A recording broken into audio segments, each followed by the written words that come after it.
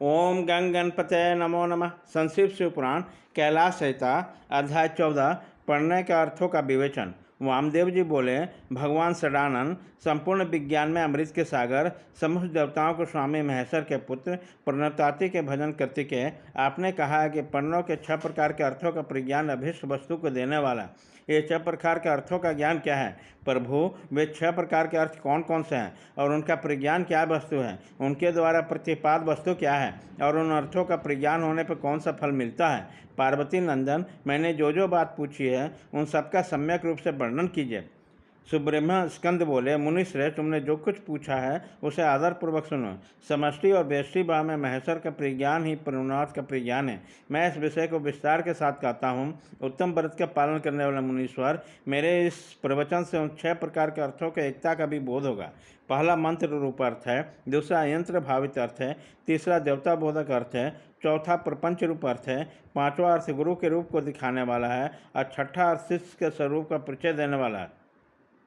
इस प्रकार ये 6 अर्थ बताए गए हैं। मुनि श्रेष्ठ, इस 6 अर्थों में जो मंत्र रूप अर्थ है उसको तुम्हें बताता हूँ। उसका ज्ञान होने पर मनुष्य महाज्ञानी हो जाता है। पर्णों में वेदों के 5 अक्षर बताए हैं। पहला आदि स्वर अ, दूसरा 5वां स्वर ऊ, तीसरा पंचम वर्ग का पौर का अंतिम अक्षर म, उसके बाद चौथा अक्षर बिंदु, 5वां अक्षर नाद, इसके सिवा दूसरा वर्ण नहीं है। यह समष्टि रूप वेदांत पर्णों कहा गया है। नाद सब अक्षरों का समष्टि रूप है। बिंदु युक्त जो 4 अक्षर हैं वो व्यष्टि रूप से शिववाचक पर्णों में प्रतिष्ठित है। विद्वान, अब यंत्र रूप या यंत्र भावित अर्थ सुनो। यह यंत्र ही शिवलिंग रूप में स्थित है। सबसे नीचे पीठ अर्घा लिखें, उसके ऊपर का स्वर अंकार लिखें, उसके ऊपर का ओंकार अंकित करें, उसके भी ऊपर का पौर का अंतिम अक्षर मकार लिखें, मकार के ऊपर अनुस्वार और उसके भी ऊपर अंत अंतकार नाद अंकित करें। इस तरह यंत्र के पूर्ण हो जाने पर साधक का संपूर्ण मनोरथ सिद्ध हो जाता है। इसी प्रकार यंत्र लिखकर उस पर्णों से वेष्टित करें। इस पर्णों से ही प्रकट होने वाले नाद के द्वारा नाद का अवसान समझें। मुने, अब मैं देवताओं स्वरूप तीसरे अर्थ का बताऊंगा जो सर्वत्र गूढ़ है। वामदेव, तुम्हारे स्नेहवश भगवान शंकर के द्वारा प्रतिपादित उस अर्थ का मैं तुमसे वर्णन करता हूँ। सज्जोदात प्रबद्धमामी, इस आरंभ करके सदाशिवम तक जो 5 मंत्र हैं, श्रुति ने पूर्णों को उन सबको वाचक किया गया। इन्हें ब्रह्म रूपी 5 सूक्ष्म देवता समझना चाहिए। इन्हीं को शिव के मूर्ति के रूप में विस्तार पूर्वक वचन वर्णन है। शिव का वाचक मंत्र शिव मूर्ति का वाचक है, क्योंकि मूर्ति और मूर्तिमान में अधिक भेद नहीं है। ईशान मुक्तोपिता इस श्लोक से ब्रह्म आरंभ करने से पहले मंत्रों द्वारा शिव के विग्रह का प्रतिपादन किया जा चुका है। अब इनके 5 मुखों का वर्णन सुनो। पंचम मंत्र इंसान सर्वविद्यानाम को आदि मानकर वहाँ से लेकर सज्जोदात मंत्र तक क्रमशः एक चक्र में अंकित करें। फिर सज्जोदात से लेकर ईशान मंत्र तक क्रमशः उसी चक्र में अंकित करें। यही 5 भगवान शिव के 5 मुख बताए गए हैं। पुरुष से लेकर सज्जोजात आदि ब्रह्म स्वरूप के 4 मंत्र हैं। वही भी महेश्वर देव के चतुर्भुज पद पर प्रतिष्ठित हैं। ईशान मंत्र सज्जोजात आदि 5 मंत्रों के समष्टि रूप हैं। मुने, पुरुष से लेकर सज्जोजात आदि जो 4 मंत्र हैं वो ईशान देव के व्यष्टि रूप हैं। इसे अनुग्रहमय चक्र कहते हैं। यही पंचमार्थ का कारण है। यह सूक्ष्म निर्विकार अनामय परम ब्रह्म स्वरूप हैं।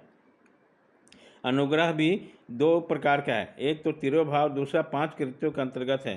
दूसरा जीवों को कार्य कराने आदि बंधनों को मुक्ति देने में समर्थ है। ये दोनों प्रकार का अनुग्रह सदाशिव का द्विविधा कृत कहा गया है। मुने, अनुग्रह में भी सृष्टि आदि कृत्यों का जोग होने के कारण भगवान शिव के 5 कृत्य माने गए। इन 5 कृत्यों में भी सज्जोदात आदि देवता प्रतिष्ठित बताए गए। वे 5 परम ब्रह्म स्वरूप तथा सदा ही कल्याणदायक हैं। अनुग्रह है, शक्र शांति प्रदित कला रूप है। सदाशिव से अधिष्ठित होने के कारण उसे परम पद कहते हैं। शुद्ध अंतःकरण वाले सन्यासियों को मिलने योग्य पद यही है। जो सदाशिव को उपासक हैं और जिनकी चित्त पूर्णोपासना में संलग्न है, उन्हें भी इसी पद की प्राप्ति होती है। इस पद को पाकर मुनीश्वर गण तथा उन ब्रह्म रूपी महादेव जी के साथ प्रचुर दिव्य भोगों का उपभोग करके महाप्रलय काल में शिव की समता को प्राप्त हो जाती है। यह मुक्त जीव फिर कभी संसार सागर में नहीं गिरते। तेंग ब्रह्मलोकेशु प्रांत काले प्रामृता प्रमुच्यंती सर्वे। इस सनातन श्रुति ने इस अर्थ का प्रतिपादन किया है कि शिव के ऐश्वर्य भी यह समष्टि रूप है। अर्थवेद रूप की श्रुति भी कहती है कि यह संपूर्ण ऐश्वर्य से संपन्न है। संपूर्ण ऐश्वर्य प्रदान करने वाले शक्ति सदाशिव में बताई गई है। चमका अध्याय के पद से यह सूचित होता है कि शिव से बढ़कर दूसरा कोई पद नहीं है। ब्रह्म पंचक के विस्तार को ही प्रपंच कहते हैं। इन 5 ब्रह्म मूर्तियों की निर्मिति आदि 5 कलाएं हैं वे सबके सब सूक्ष्मभूत स्वरूपणी होने के कारण रूप में विख्यात हैं। उत्तम व्रत के पालन करने वाले वामदेव स्थूल रूप में प्रकट जो जगत प्रपंच है, जिनको 5 रूपों द्वारा व्याप्त कर रखा है। यह ब्रह्म अपने 5 रूपों के साथ ब्रह्म पंचक नाम सारण करता है।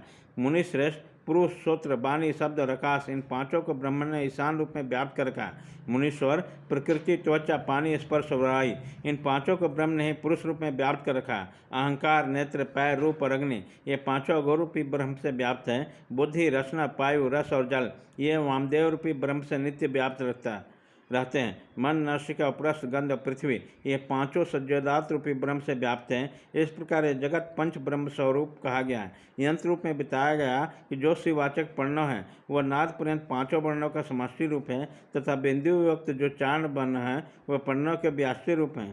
शिव को उपदेश किए हुए मार्ग से उत्कृष्ट मंत्राधिराज शिव रूपी प्रणव के मंत्र पूर्वक यंत्र रूप में चिंतन करना चाहिए। अध्याय 14 खत्म।